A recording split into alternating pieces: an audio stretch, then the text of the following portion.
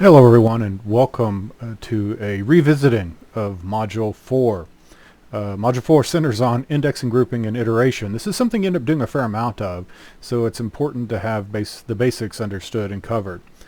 Our agenda will go over Module 4, talk about the reading, and then talk about it from a perspective of Python and then R, and then we'll talk a little bit about Deliverable 4 as well. So index, grouping, and iteration. So kind of what's the point here? And the basic idea is that we generally have a set of records inside of something like a data frame. And we want to do something to them, oftentimes either in a sequential sort of way. Often we also want to do set-based manipulation, so we do something equivalent to a join, where you enrich one data frame with the contents of another data frame. So perhaps you have a part ID in one data frame and you have a bit of information about each one of those parts in a different data frame, and you can pull it in from the second data frame into the main one, producing a third data frame which has that enriched values, so that you can then potentially do additional analytics based upon it. Indexing is important from several perspectives. If you do it well, especially in something like data frames, it makes your grouping and your joining a lot simpler, but not to say that you can't do it other ways as well. And then grouping and filtering are important as well. So oftentimes we'll want to take a data frame, filter some of the things out of it, then perhaps potentially project certain columns out of it as well, and then essentially produce some aggregates by doing grouping of rolling up values that have a common thing. So perhaps you want to count the number of sales in a given state. That's a very common sort of pattern to do. And then I've covered most of this around indexing, selecting, and subsetting. Those are basically it. And that's the subsetting bit would be potentially if you want to collect only, it's filtering, right? You want a certain set of rows out of the collection. So that's the start of this. So reading chapter 10 in the Python book and chapters 4 and 5 in the R book. I would recommend also exploring the O'Reilly collection that you have access to, that these texts were selected from. Obviously, these are the ones that are recommended by the course designers, but some of the other texts may provide insights to you that could become helpful both in understanding and also something that you might end up wanting to reference in one of your assignments. So in grouping, it's a common sort of thing that we do.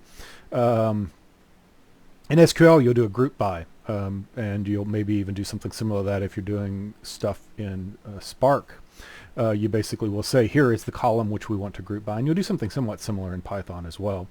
And then R, you'll do the dplyr library using pipes, and pipes are cool. We'll talk about those a little bit again as well.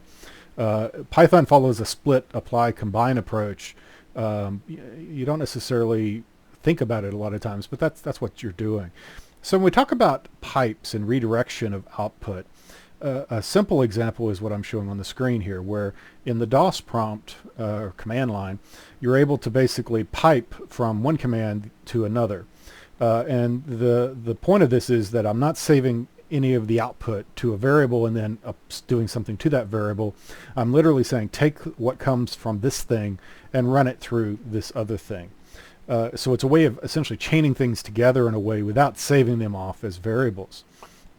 It's also very similar to the concept of streaming, very much similar sort of pattern, to where rather than viewing things as a discrete start and stop, sort of a batch sort of approach, instead you have something that essentially expects an unbounded or unending stream of information to come to it. It does something and produces an output stream as well.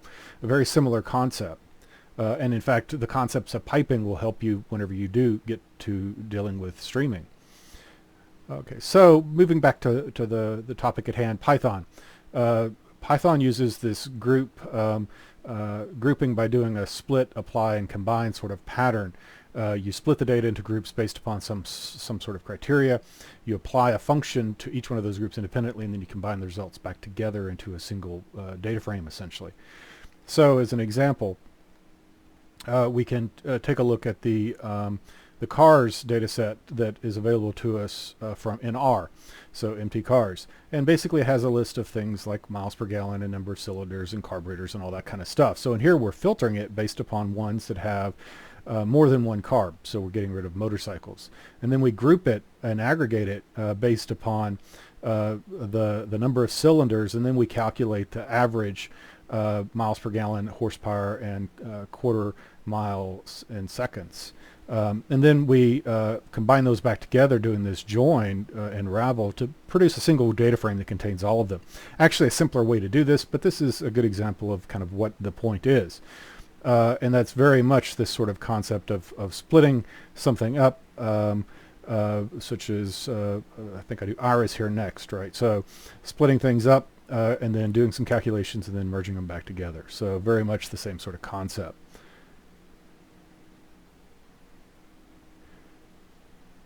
And so there's also the way I'm doing that with the group by species is much simpler once you get the data frame in the right way. So you don't have to do quite as much effort to get it there. And then also there's a way here to not do it efficiently, because if we do, essentially we only care about sample width, and if that's the case then you want to do it earlier in the process than later, because otherwise we're basically producing all the sums for everything rather than just doing the sums of the column we care about. Granted, the difference on something that small is insignificant, but whenever you get into larger data sets, minor improvements make a big difference. So that's basically grouping in Python. And we can go ahead and shift over and actually, once I find the right window, do it for real here. Yep, there we go, making sure I was seeing the right one. So this is the grouping that we just walked through. So again, basic idea here of loading data into a data frame, and you can see that it is the cars data set that we just talked about. Doing filtering, where we're basically saying that there's more than one carburetor, so that's going to get rid of anything that has less than one. Nothing shows up in the top, but there very well could be, because it's quite possible. Then and through here we're doing this grouping and aggregation, where we're basically saying group by the number of cylinders, and then aggregate based upon the columns that they have specified here, horsepower, miles per gallon, and quarter second, and it produces this structure with basically two kind of levels here, and that's what this ravel's doing, is flattening that out for you, merging those two things together as a new column with a much simpler name. And then a similar approach down here with the Iris approach, and basically going through that. So that's pretty much grouping in a nutshell. But there's other ways to do it, as with all things. One of the things you will learn in this field is that there are many ways to do the exact same thing. So you might want to take a look at this dplyr style data manipulation using Python pipes. Really cool sort of article and approach. And the basic idea here is that rather than saving things off as data frames, you essentially chain them together, and it does that by using that greater than symbol, which is a pipe. And so what we're saying here is take the MT cars data frame, run it through the select operation, and then remove the ones that don't have enough carburetors. So we're looking for ones that have greater than one carburetor. Excuse me. And then we take that, the mask is basically doing a filter. Then we do a group by the number of cylinders, and then we calculate the aggregates that we're interested in, which is, in this case, we're doing a summarization of summarize that average miles per gallon equals to the mean of miles per gallon. And so it's doing essentially the same exact thing that we did in the previous example, but it's doing so using pipes instead.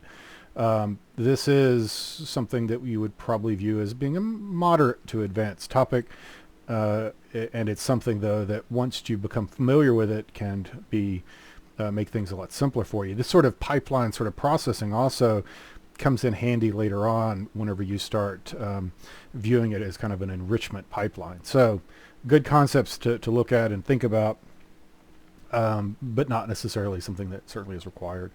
So to add more color, the greater than is a pipe. Select is essentially a projection, so it's picking the columns that you want to interact with.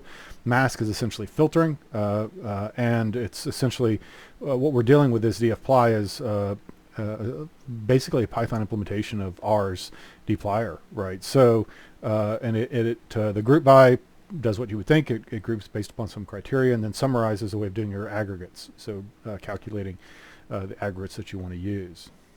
So again, not compulsory by any means, but that is something that as a reader of the code, it is a whole lot easier to understand what the person's trying to do when you take a look at that than it is some of the more complex things where you're building up data frames over a series of instructions and then evaluating them near the end. So something to consider.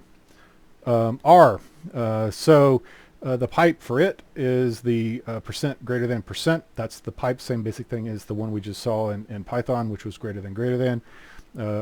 No idea why they're different other than probably its implementation in the language, and that's something that could be done versus maybe been a personal preference as well. Greater than is a kind of language agnostic sort of way of representing pipes. It's used in several languages in that form, so that's probably why it was chosen. Percent greater than percent, no idea why that was chosen. So the basic idea here is to, as we've just saw with the Python code, is to simplify our code. You could do the exact same stuff. So you can use a nesting approach, which is basically chaining together a series of operations in a nested structure. So you're saying arrange, then summarize, then group by, and then filter, and then calculate the average coming back out of the miles per gallon, and then order them. That's what the arrange is doing, descending by average miles per gallon, so that you have the best at the first. So the largest number will be the first item returned. You can do something similar with a multiple object approach. This is basically creating an object for each one of those things, kind of in reverse. You can see that. So we're starting with our filter, then we're taking the results of that filter and running it through a group by, then we're summarizing based upon the average miles per gallon, producing that, and then we're ordering the results of that by in a descending fashion by the average miles per gallon, and then printing it back out. So they're doing the exact same things. It's just one of them is nesting, one of them is saving a bunch of variables along the way. And then the piped approach, it would actually be about the same, maybe a line or two shorter. But we include here the library call so that the functions are available to you. And the basic idea is very similar. You take that data frame, you run it through a filter, then you run it through a group by, then you run it through a summarize, then you arrange it. So very much similar to what we saw previously. If you want to learn more about it, this is where you go. You can use mutate to add new variables. You can do select to do essentially projection of picking which ones you want based upon what columns are of interest. Filter to remove rows based upon criteria. Summarize to reduce multiple values down to a single summary value, an aggregation. And then arrange is ordering them. Very cool. So something that you might consider. The same basic example as we saw earlier, this time running for real. And you can see one is basically doing the pipe, and the results will be hopefully identical. So that's pretty much grouping in R. And Python as well. So very common things that you need to do, and so on. So the deliverable for your scenario, you're still this consultant, and you want to build some increase the number of examples you have in your portfolio. So you go through and want to do some work with some stock prices. and do some comparison across stocks over time. So for the deliverable 4 instructions, you're to take that Kaggle file that I've made available to you both. There should be an updated version in the course. If there's not, I did post, I believe, a link to it in my Bitbucket account. I'll go ahead and pop that open just so that you can see it. I'm sorry, GitHub, not Bitbucket. My age is showing. Go into datasets, and you can see GAFCA right here, and I'll go ahead and click on it so you can see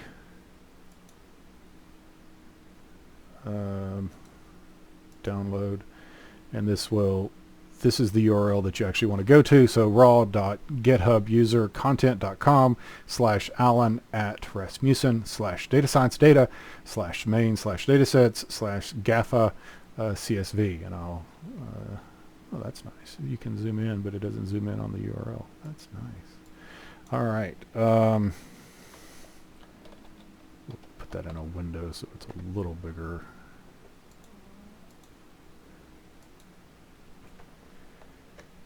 Control plus. There we go. And feel free to pause and go there if for some reason you have trouble. The reason that's an issue is that the person who created that data set didn't think anybody was using it, so he deleted it. I reached out to him and asked nicely if he would recreate it for us, and he chose to, so nice of him to do that. Trying to get that back to 100%. All right, and we've seen enough. And here's, I guess, for what it's worth, that's what the data looks like. So you do have the stock symbol, the date, the open, the high, the low, the close, the adjusted volume, or the adjusted close, and then the volume. So I'll go ahead and close that and switch back to the presentation. So you're to take that file, load it into a data frame, and essentially you're going to split it to where they're aligned by eventually the date. And you start by doing this by filtering on the stocks of interest. So you pick one after another, producing some different data frames. Then you join those together to produce a single data frame that has all 4. And I'll give you a hint there. You need to join 3 times to do that. You'll join A and B to get C. You'll join D or C to C, or D to C, your third data set to C, your intermediate set. And then you'll repeat that for the last set. So it's basically you take 2 data sets, join them together, take the output of that, join it with a third data set, produce the output of that, save it, and join it to your last data set. That's how you have to do that. There may be a more elegant way, doing some additional approaches, but that's one that works. In this case, you make sure that you do submit your Python and R code in plain text format. Please don't put it into a Word document. Rather, submit it as either a .r, a .py, or a notebook extension. Any of those are fine. And your idea here is to take the stock prices per day and also correlate that with some other stock of interest that you have that's a personal interest in. So feel free to pick whatever one that you are so inclined to use. The rubric for deliverable 4, you want to shoot for the mastery column as always. You want to use the Python code to read the file and then do significantly more error checking logic to determine if the data was read in correctly. So what that means is you need to check and see, are there any errors? Also check and see if the number of rows seems appropriate, maybe the shape of the file, do some data exploration. Those are the sort of things that you do to make sure that it was read in correctly. Then use Python's grouping functions to group the data together for analysis, include, again, some additional error handling, checking, analysis, and so on. And then similar with R, you take the results of the, to read in the file that you've been working with, and again, doing some error checking, make sure it was read correctly, and then do some statistical calculations here. Correlation covariance of all the stocks, and also include things such as min, max, standard deviation, and median for each of the stocks. You do all that, you'll be done. And with that, we've reached the end. As always, if you have any questions, do let me know. That's what I'm here for. Stay safe, and we will speak again on Wednesday.